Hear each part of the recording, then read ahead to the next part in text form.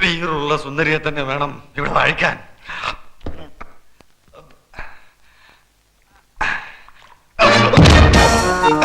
ഞാനും വരണേ. നല്ല രസമുണ്ട്.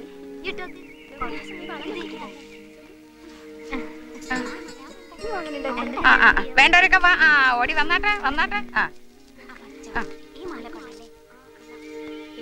കരിമണി മാല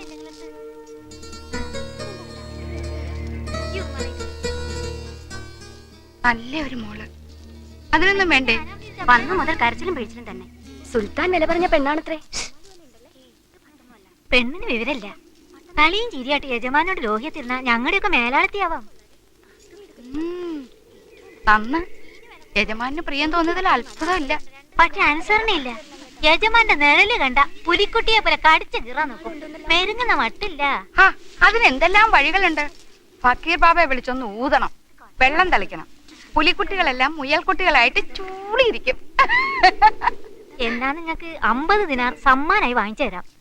കാശിന് വേണ്ടി ആമിനെ ഫക്കീർ ബാബയെ വിളിക്കില്ല മക്കളെ.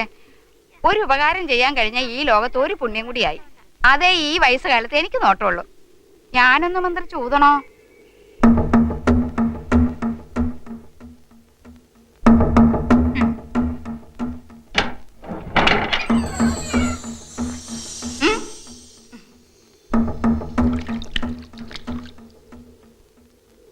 ഫക്കീർ ബാബ, ഫക്കീർ ബാബ, ഫക്കീർ ബാബ.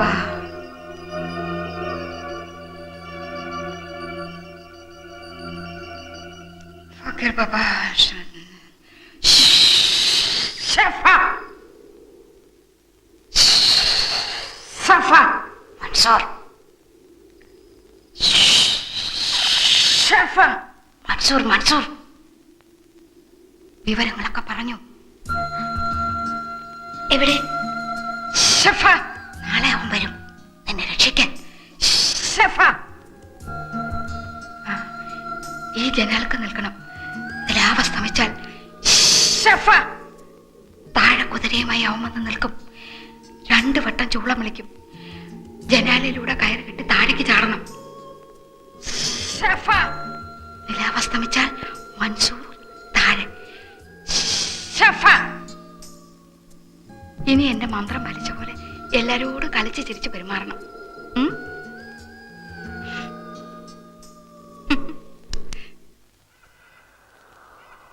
മുകളിൽ കിഴക്കേ അറ്റത്ത് ജനവാതിൽ അവള് തുറന്നു വെക്കും. താഴെ കുതിരയുമായിട്ട് ചെന്ന് നിൽക്കണം. ചന്ദ്രൻ അസ്തമിച്ച് ഇരുട്ടാവുന്ന സമയം തൊട്ട് അവള് പുറത്തേക്ക് നോക്കി നിൽക്കും. മനസ്സിലായോ? നേരത്തെ അതിനടുത്ത് ഏതെങ്കിലും സത്രത്തിൽ ചെന്ന് പറ്റാം. കൊമ്പനാലിയുടെ സ്ഥലം ശരിക്കും കോട്ട തന്നെയാ. ആനക്കൊമ്പ് കച്ചവടത്തെക്കാൾ ലാഭമാണല്ലോ അടിമ കച്ചവടം. സൂക്ഷിച്ചു പോ. അവളെയും കൂട്ടി നേരെ എന്റെ വീട്ടിലേക്ക് വന്നാ മതി.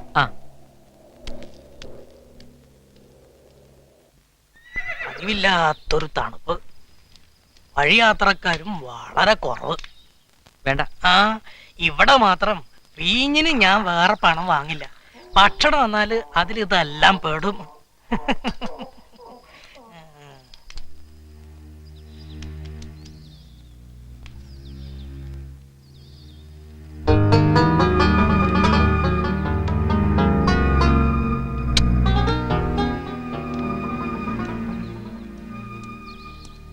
ദൂരയാത്രയാണോ?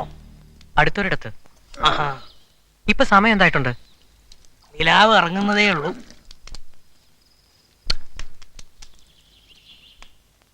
സമയമുണ്ട്.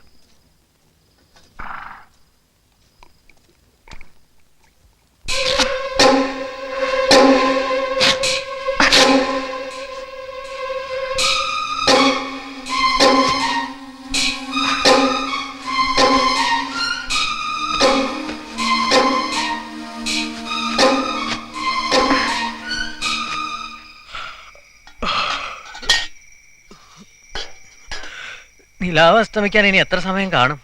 ഒരുപാട്. അസ്തമിക്കാറാവുമ്പോ എനിക്ക് പുറപ്പെടണം.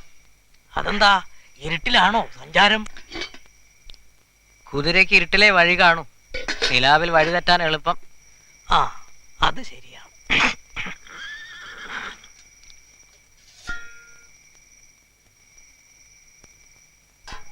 ഏയ് ധാരാളം സമയമുണ്ട്, നിങ്ങൾ കിടന്നോളൂ, ഞാൻ വിളിക്കാം.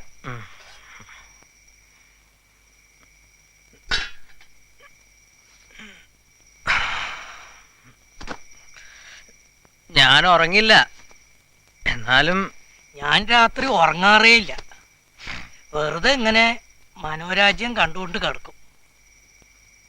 വിളിക്കണേ. ഞാൻ കൃത്യം വിളിക്കും.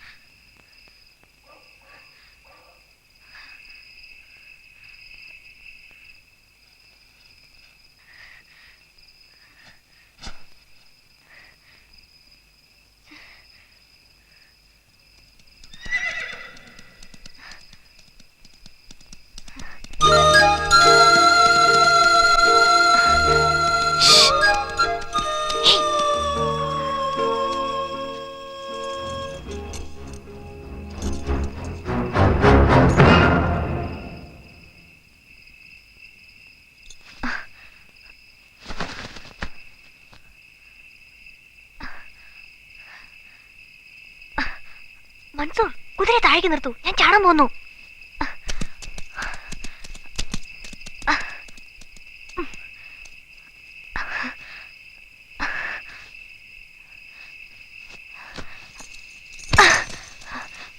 മൻസൂർ, കുതിര വിട്.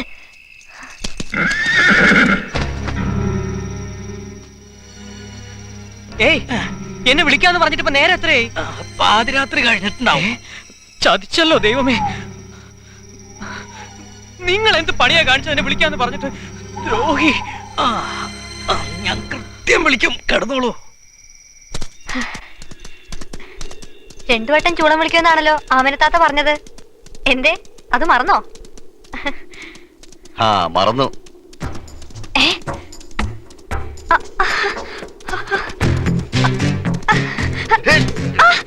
എടുത്തു ചാടിയ ചിലപ്പോ കൈയും കാലും മാത്രമല്ല, കഴുത്തോടി.